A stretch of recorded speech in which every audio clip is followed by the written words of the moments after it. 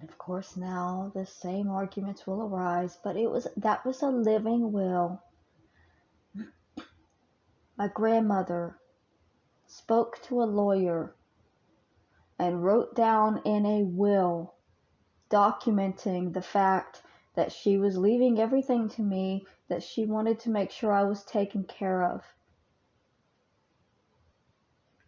I don't know how the will became a living will, but I know that most families would have respected a living will.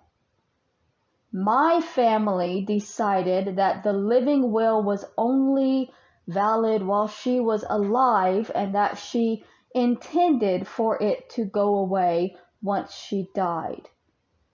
My family believes that my grandmother, when she was alive, wanted the best for me, wanted me taken care of, made her intentions very clear to a lawyer on paper that she wanted me taken care of.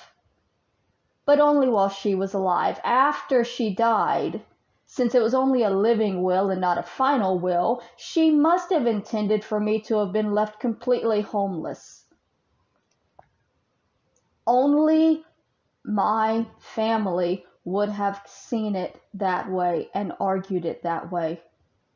Because a normal family would see the living will and see the statements that she made in it and understand that her intention was to take care of me. Alive or dead, her intention was to take care of me. And my family used semantics to say, well, that was when she was alive, she's dead now. That living will used to be a final will. I know that because my grandfather had a will. That's the one that Kathy was written out of. I know there was a will. There was always a will. But somehow it got changed from a final will to a living will.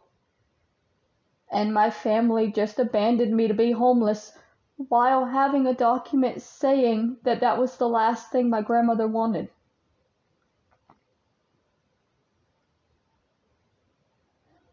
It's just not what normal loving families do. It is what drug addicted families do, which is what is happening.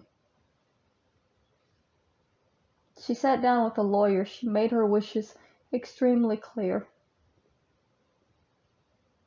If you choose to go against your mother's wishes because it wasn't legally documented correctly, it's literally just greed and selfishness and the fact that you don't really care what your mother's wishes were. I don't know how the final will got turned into a living will, but I know that even in the living will, she was very clear that she wanted me taken care of. And instead, I wound up homeless for 5 years.